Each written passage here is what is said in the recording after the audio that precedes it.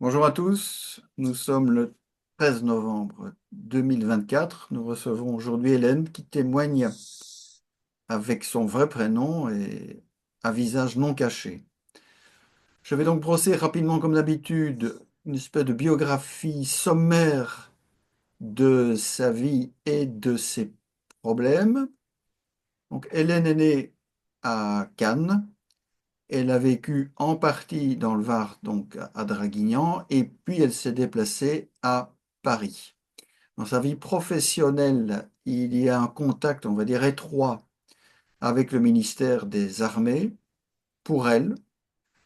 Également dans sa famille proche, puisque le père de son fils sont également dans le milieu militaire, et son mari actuel également dans le milieu, on va dire, militaire ou paramilitaire, mais enfin, c'est quand même l'ambiance générale. Elle va se trouver dans un emploi qu'elle dit elle-même subalterne dans le milieu de la fonction publique militaire et puis de l'intérieur, en cherchant pour elle à en sortir vers un milieu qui lui conviendrait mieux, à savoir le milieu de l'enseignement. Ce qui est particulier dans je dirais dans sa vie, c'est depuis longtemps très probablement un ciblage classique de type militaire, paramilitaire, et évidemment les inévitables francs-maçons à la manœuvre, surtout du côté du père de son enfant, et peut-être même dans un environnement plus proche. Ça, c'est pour le début du fichage et de son entrée dans les fichiers de ces messieurs. J'insiste une fois de plus pour rappeler aux militaires qui se livrent à tout ça que ce sont des opérations qui sont absolument contraires à l'honneur militaire et qui sont contraires aux conventions de Genève auxquelles ils souscrivent en étant militaires. Donc c'est une forfaiture, une de plus. Mais il arrivera en plus à Hélène le fait de se retrouver dans ce que j'appelle maintenant un clapier préparé, c'est-à-dire que l'immeuble dans lequel, avec son mari actuel, elle va se retrouver depuis 2015 et on va dire depuis 2019 en aggravation, là, on va voir apparaître le système de harcèlement local, le système de harcèlement électromagnétique et le harcèlement en réseau, puisque, comme elle va nous l'expliquer, en sortant de chez elle, elle est quand même agressée 24 heures sur 24, type voiture équipée. Malheureusement, on peut peut-être évoquer sans l'évoquer les agressions qui sont d'un niveau beaucoup plus proche, on pourrait dire, pour elle, d'un point de vue affectif, ce qui est assez dommage, mais qui est comme ça. Bien, Hélène, j'ai donc brossé ce portrait. J'espère ne pas m'être trop embrouillé dans votre biographie. Est-ce que peut-être là-dedans, vous voudriez commencer par quel point que vous voudriez mettre en évidence particulièrement? Les attaques, les manières dont les agresseurs procèdent, les signes qui font qu'on peut se sentir agressé. Vous m'entendez? Oui, oui, très bien. Ah, ce sont des pratiques, on a diverses manières de s'en rendre compte. Euh, on peut sentir des sensations de chaleur, un peu comme le soleil quand il vous chauffe, sauf que ce sont des endroits qui sont absolument pas au soleil, donc ça paraît bizarre.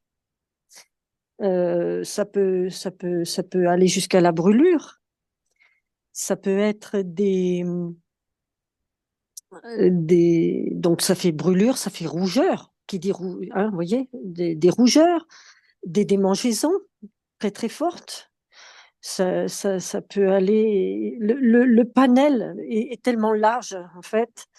Euh, il y a aussi, selon moi, des agresseurs qui ciblent des zones du corps en particulier et qui savent très bien qu'en ciblant cette zone-là, ils vont petit à petit, avec la répétition, ils vont réussir à créer un désordre au niveau du corps de la cible.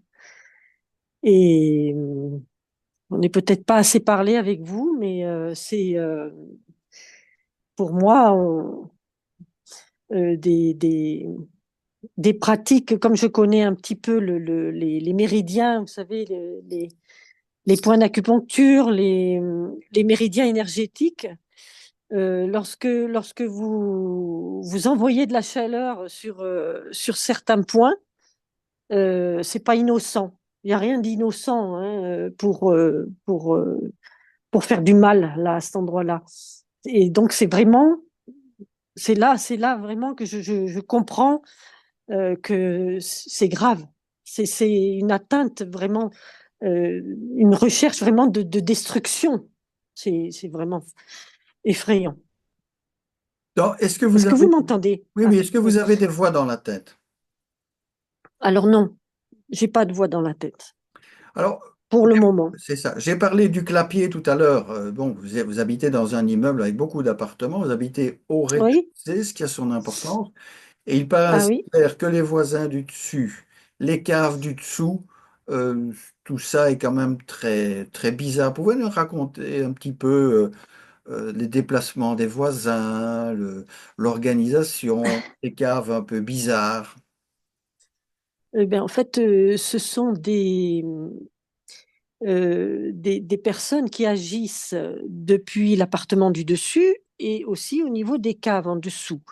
Et je pense que je n'ai pas de preuves, mais je pense que les dispositifs sont introduits dans le mur et pas seulement. C'est une construction qui le permet. Je ne sais pas si dans tous les immeubles c'est possible, mais dans celui-là, ça l'est. On a pu vérifier une cloison, notamment à l'intérieur de l'appartement, qui comporte des alvéoles. Et vu ce que j'entends, les bruits la nuit, quand je dors pas, ou même dans la journée, parce qu'il y a des personnes qui ont envie de faire savoir qu'elles sont là et elles vont, elles cherchent à vous intimider, en fait, avant de vous faire mal. Et donc, il y a des bruits et on comprend enfin, je comprends que c'est à l'intérieur des murs que ça se passe. Et ça peut venir soit du dessus, soit du dessous. Et également, par les canalisations. Tenez-vous bien, dans cet appartement, nous en avons deux dans les WC et une dans la cuisine. Et ben, j'ai mis du temps avant de comprendre que ça pouvait venir de là, mais c'est vraiment au cœur de l'appartement et au cœur aussi du lieu de vie que se trouvent ces canalisations. Donc déjà, on peut se demander pourquoi il y en a autant, mais bon, eh bien, pour se protéger, on se protège de ces canalisations. Est-ce qu'elles fonctionnent toutes en même temps? C'est difficile à dire, mais en tous les cas, les trois, nous cherchons à nous en protéger. C'est Alors, ça. on a fait déjà des choses, mais on Mhm. n'a pas terminé. Hein. Alors, Il faut continuer. vous avez une idée, bon, il semble bien que certains appartements soient gérés par la ville, ce qui est toujours très très bien pour les victimes de harcèlement en réseau, puisqu'on on sait à quel point Hum. les politiques véreux sont mêlés à tout ça. Euh, Alors, est-ce qu'ils sont propriétaires? Je ne sais pas. J'ai du mal à savoir. Il y a une partie, il y a au moins un petit lot qui appartient à la mairie. Mais est-ce que c'est au niveau technique, chauffage, je ne sais pas. mais pas non plus. Mais sur le règlement de copropriété, il y a un tout petit lot qui appartient apparemment à la mairie. Mais comme ce règlement de copropriété, de toute façon, de copropriété, de toute façon, c'est un tissu de n'importe quoi, c'est vraiment, il est complètement à refaire, ce règlement. Hein. Oui, on n'a pas précisé, Euh, j'ai oublié, mais vous êtes dans le oui, Val-de-Marne, hein. On ne citera pas la ville. C'est pas d'accord. tellement intéressant, mais enfin, vous êtes, Hum, à mon avis, une des dizaines, enfin, une hum, des 10 victimes de la région parisienne. oui. Alors, Oui. l'organisation, évidemment, de ce clapier d'expérience, la ville mêlée à tout ça, des voisins dont vous me dites que ben, ils étaient là, puis vous avez porté plainte, ils n'ont plus été là, mais ils sont là quand même. Mhm. Oui, oui, ils sont là. Ils tiennent les murs presque, hein. Je pense qu'ils font beaucoup de choses dans cet immeuble. Ils sont très utiles, en tous les cas. Ils sont indispensables, à mon avis même. Indispensables. Alors, il y a un point Mhm. sur lequel Mhm. j'aimerais insister parce que vous avez décrit les tortures dont vous êtes victime. Mhm. Nous avions l'impression que votre mari l'était également, mais d'une autre manière. Oui. Alors, je ne peux pas parler pour lui, mais ce que j'en ressens, ce que je constate, c'est il est également victime. Donc, il y a eu effectivement des tirs sur une zone particulière et ce qui a provoqué comment on appelle, une sorte de hernie au niveau du ventre. Euh, mais bon, c'est la personne, comment dire, l'intéressé a du mal à admettre que ça puisse être de cette origine-là. Et donc, il y a ce que j'ai remarqué, d'autres manières d'agresser, c'est au niveau des humeurs. Et par exemple, l'irascibilité, c'est un phénomène qui, que j'ai vu monter, que je constate. Euh, bon, c'est vrai que parfois quand on vit ensemble, on peut avoir des moments, des humeurs, mais là, c'est vraiment répété et très fort. Donc, Oui, oui, c'est pas habituel. ça me Enfin, permettait, c'est pas la personne. je vous interromps encore, mais vous n'êtes pas Oui, la seule du tout dans des couples agressés oui, où il y a chez celui qui n'est pas agressé torture classique oui. un contrôle psychotronique et surtout Mm. une capacité à déclencher à distance ce que vous décrivez très bien, c'est-à-dire des colères absolument inexpliquées. Et ça, c'est un classique. Oui, Oui. oui, oui, oui. Enfin, colère, c'est un peu moi qui vais les chercher, hein. C'est parce que je parle, je vais au contact, je vais communiquer. Et en fait, c'est là que je me rends compte il y a quelque chose d'inhabituel en réponse. En réponse. Voilà. Bon, mais sinon, pour lui, de plus en plus, il y a des agressions, comme pour moi quand même, hein. Ça tend à lui arriver à lui aussi, hein. Bon, je manque pas de raconter tout ce qui m'arrive, hein, pour qu'il soit informé. Mais c'est quand même très difficile à admettre. Effectivement. Pour certaines personnes, c'est difficile de reconnaître que on, on, on est agressé de cette manière. Mais surtout agressé par, par l'État, parce que ces agressions sont évidemment sous le contrôle de l'État, et inévitablement de l'État français. Euh, Mm. et donc pour quelqu'un qui, comme lui, a été dans les milieux militaires, c'est assez difficile de considérer que l'État qui l'a servi puisse être C'est dur, un oui. agresseur. Mm. Or, je pense, Mm. de mon point de vue, de tout ce que je vois, Mm. y compris pour le Covid d'ailleurs, qu'il n'y a pas pire ennemi de l'individu que l'État. Oui, oui. Je vous dirai pas le contraire. Voilà. Euh, dans les agressions qui se produisent à l'extérieur de chez vous, vous pourriez un petit peu nous Mm. parler? Oui, alors bon, actuellement, c'est dans les voitures. On en a deux, une principale et puis une dont j'ai hérité après le décès de mon papa. Et les deux sont investis par des dispositifs qu'on n'a pas réussi à trouver. Je devine les endroits, si bien qu'aujourd'hui, quand on se déplace, on se déplace avec des dispositifs qu'on a fabriqués pour pouvoir s'en protéger.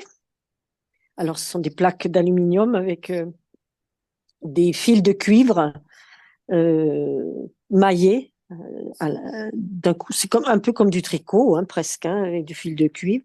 Et tout ça relié à la terre. Alors, c'est pas évident dans une voiture de se relier à la terre, mais bon, ce que j'en ai connu cet été, pour l'avoir expérimenté, ça marche. Ça marche. C'est important Mais bon, à condition, pour à les condition que victimes. vous ayez la plaque là au bon endroit, devant la source. Mhm. Et après, alors vous me disiez, dans la rue, oui, ça peut arriver, hein. Et maintenant, je sais que ce sont des téléphones. Dans la rue, ce sont souvent des téléphones, qu'on appelle ça, je crois, téléphone à infrarouge. Euh, euh, En général, quand les personnes s'en servent, par exemple dans le RER ou dans le métro, elles ont une conduite particulière, hein. Elles ne regardent pas leur Non. cible. En fait, vous les voyez faire et elles se croient invisibles, mais en vérité, si on a l'œil observateur, on peut arriver à voir qui c'est. Je vous confirme, je confirme. Oui. Ouais, ouais, ouais. Voilà. Donc après, On ben, il finit, y a, on il y a finit ça quand dans même, la on rue. finit quand même par les reconnaître, hein. Oui, Ils ont on une finit. dégaine particulière, faite Oui, de mauvais acteurs qui ont l'air de ne pas oui, s'intéresser à vous. Et puis ils sont oui, avec oui, oui. leur GSM porté comme Oui, ça, oui. la petite oreillette avec laquelle Hum, ils ne parlent pas, mais hum, visiblement ils reçoivent des instructions. Donc, hum, je dis ça parce que toute personne qui pourrait se croire harcelée prenne ça comme hum, symptôme, au sens médical du terme, de se faire environner de ce genre d'individus. hum, Voilà. Alors, je signale également que les suivis en voiture, en tout cas ce qui concerne votre serviteur, sont là. Mais là aussi, on les repère assez facilement. Ah oui, d'accord. Hum, Ils ont pas à se trouver là. Ils restent dans la voiture au lieu hum, d'aller faire leurs courses. oui. Ils attendent on ne sait pas quoi. Euh, Hum. voilà, donc Mais il y a aussi, je pense, l'éclairage public. absolument. De plus en plus, vous avez des endroits où on enlève les anciens lampadaires et on en met des nouveaux. Alors, c'est peut-être dans le but de faire des économies, hein, peut-être, mais en attendant, moi, ce que j'en ai constaté, c'est que ce sont des sources. Absolument. Et je peux vous dire que pour être allé dans le sud de la France, justement là où j'avais besoin d'aller pour des problèmes de succession, ben on dort dans la voiture et maintenant je repère les endroits où il ne faut pas aller. Et ils deviennent de plus en plus réduits, ces endroits, hein. C'est-à-dire là où il y a un vieil éclairage, Oui, mais pas celui c'est où... partout dans le monde, hein. C'est-à-dire que j'ai des amis Ah oui, en Californie. On a vu en 2020 que malgré les lockdowns, ils ont couru comme des fous partout dans le monde pour installer la 5G. On ne voyait pas très bien pourquoi, puisque c'est des objets connectés. oui, Les gens étaient bloqués chez eux, la fibre est quand même toujours beaucoup plus rapide. Et ils ont couru hum, également pour changer tous les lampadaires, qui sont aujourd'hui, on le sait, quand on en dissèque certains, ah, remplis d'une électronique qui n'a rien à faire là-dedans, et de voilà. dispositifs qui sont des relais énergétiques en liaison avec la 5G. Voilà. Donc tout, Voilà, c'est pour mieux contrôler la foule si oui, jamais... à contrôler, euh, voir plus si affinité. oui, Le jour oui, où ils auront voilà, décidé de voilà. mettre leur programme en route. Oui, oui. Évidemment, l'opération Covid vaccin, 5G et ces lampadaires, tout ça ne fait Hum, qu'un seul. Euh, hum. je vous remercie d'avoir rappelé ça. Hum. Est-ce que vous avez Vous l'impression... voyez, là, au moment où je vous parle, j'ai l'impression de sentir de la chaleur sur mon visage. La chaleur provient du mur en face de moi et j'ai l'impression que mon visage devient rouge. Je ne sais pas si vous voyez quelque chose, mais je sens de la chaleur. Oui, ben, ils apprécient en général assez peu les témoignages, hein. Ah ben c'est clair, oui, que là, je vais vous dire, il va y avoir des représailles, hein. Oh là là.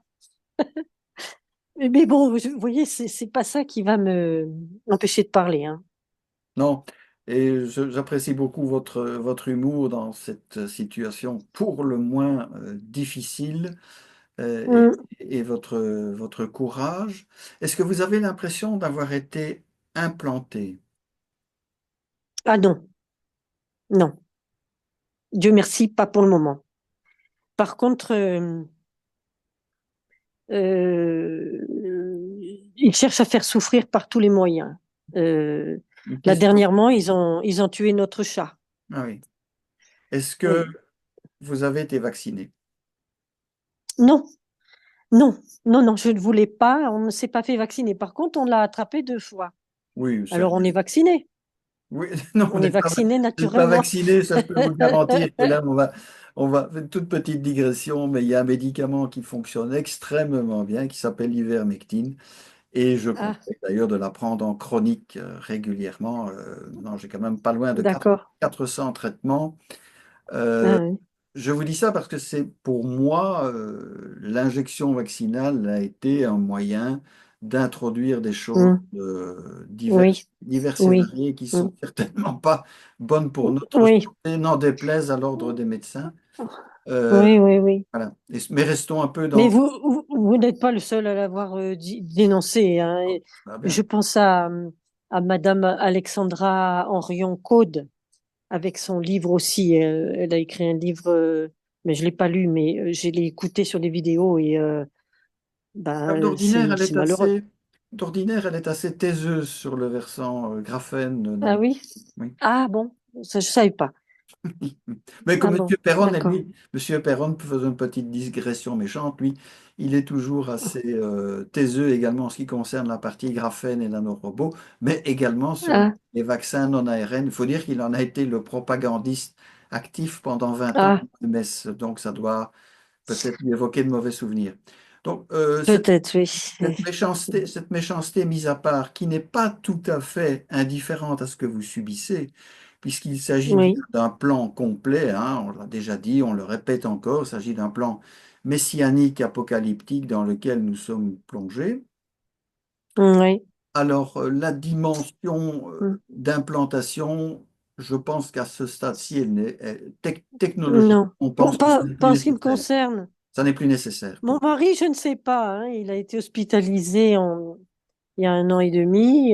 Qu'est-ce qui s'est passé? Non, C'est, ça, c'est autre chose. j'en sais rien.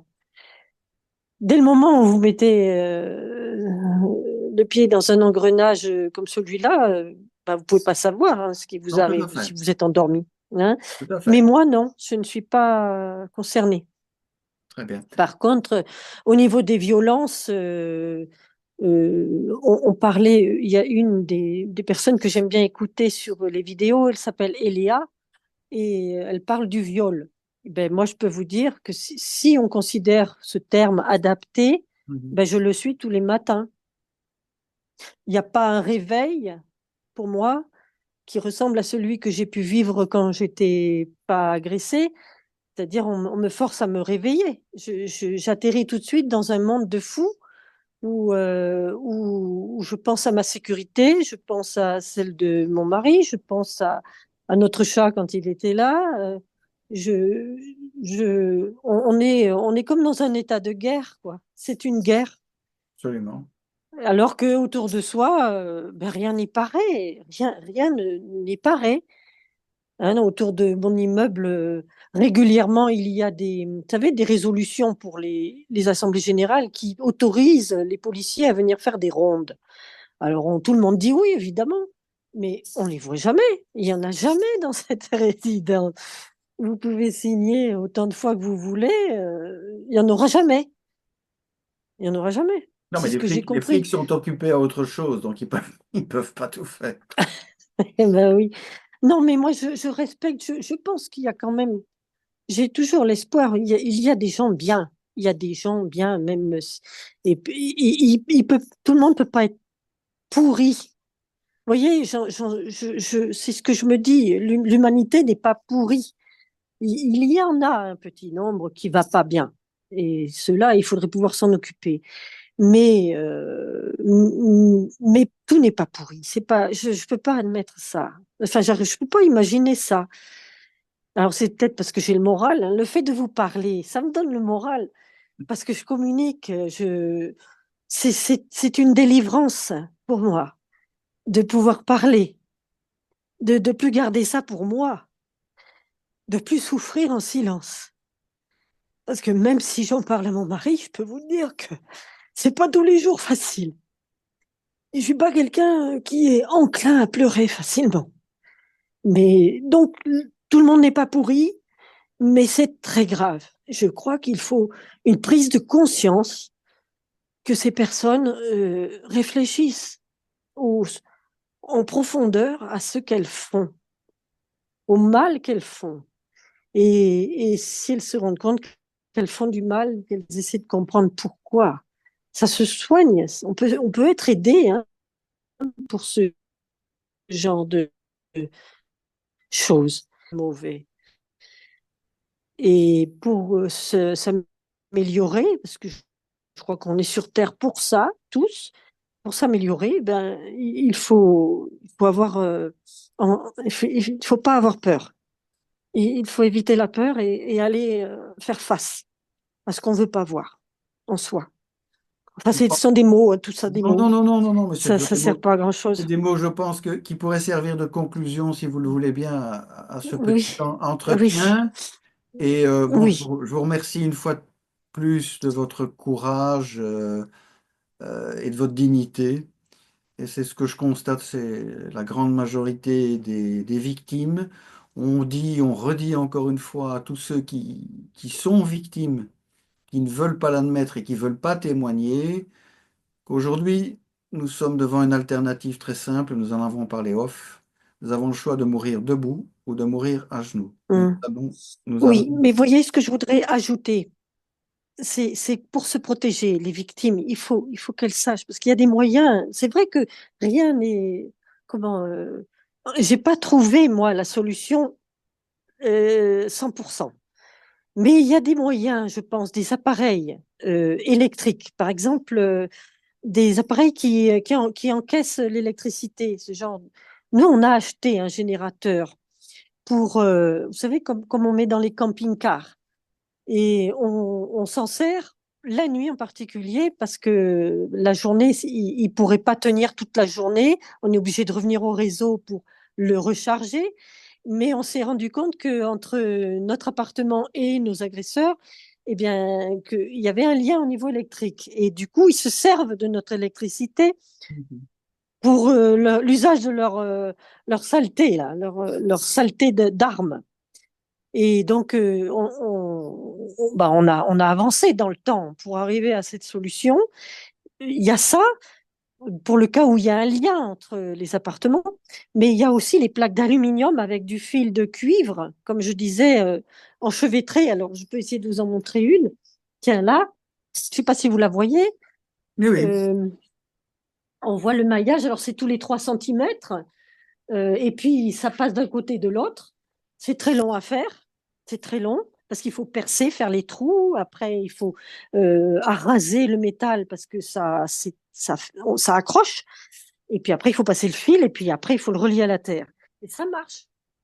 Et plus la source est violente, plus il faudra de couches.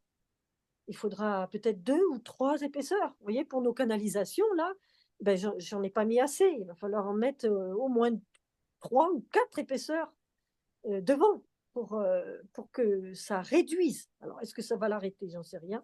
Je crois que je suis de plus en plus rouge. Et je vous avoue, c'est pas du tout. C'est la chaleur que je reçois hein, Non, mais ça se voit, hein. ben, en direct. Ça se voit, ça se Et vous voit, verrez.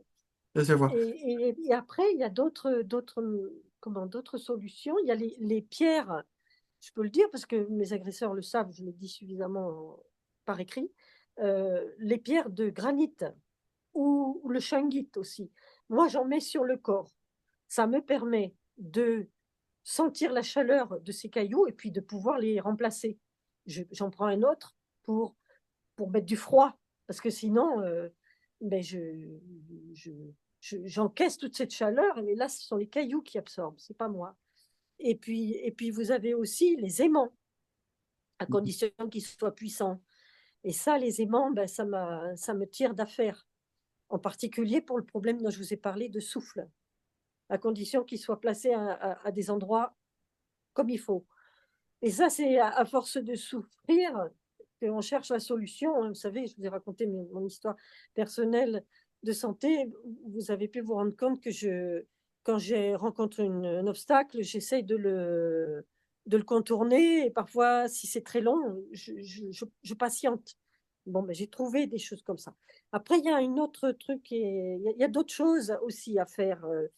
Mais c'est vrai que c'est mieux que je puisse vous dire ça, que ce soit pas, voilà, que mes agresseurs ne le savent pas, ne le sachent pas. Ils n'ont pas besoin de tout connaître, et Très surtout bien. pas d'ailleurs, si on veut pouvoir arriver à On les voit, arrêter. il est évident en vous voyant. Attendez, je vous entends pas. Ah, Je me remets le voilà. câble. Allô? Oui, Vous voilà. m'entendez? Oui, on vous Ah voilà, entend. c'est bon. Mais là, on voit vraiment sur votre visage, c'est une des premières fois où je le vois aussi fort chez une victime, l'édème facial qui est en train de se faire et l'érythème, c'est-à-dire Mm. la rougeur. Oui, Elle est tout à fait évidente. On voit bien que oui, votre front ne l'est pas. Ils sont en train de non, passer vos joues, vos paupières. oui, Voilà. mm, oui. Je le sens sur le visage, je l'ai senti tout de suite. On le voit. On le voit. Mm, On le voit. mm. Bien, mais c'est une raison peut-être pour laquelle nous allons nous quitter parce que nous ne sommes pas là Oui, pour faire de la télé-réalité. Je non, pense non, que tout non, le non. monde a compris ce Non, que... mais certains pourraient penser que c'est en fait parce que c'est pas Oui, parce oh, que bah, j'ai chaud, ou parce ils que non, penseront, pas du oui. tout, hein, Non, non, c'est pas ils penseront ce qu'ils voudront, non. hein. Oui, Voilà. oui, pensons Voilà, ce qu'ils voilà. voudront. Bon, ben, j'espère que mon témoignage pourra faire avancer les choses et modestement, enfin, je veux dire, j'aimerais vraiment qu'on avance sur ce sujet et que notre humanité évolue dans la bonne direction. Et ce que vous faites, ça me paraît tout à fait euh, formidable. C'est vraiment quelque chose d'extraordinaire, tout ce que vous faites. Et c'est grâce à vous que j'ai réussi à venir témoigner. Je vous en remercie, Hélène. Et nous allons arrêter l'enregistrement ici, mais nous allons rester Oui, quelques minutes off. d'accord. À tout de suite et merci À encore. tout de suite. Merci. Merci.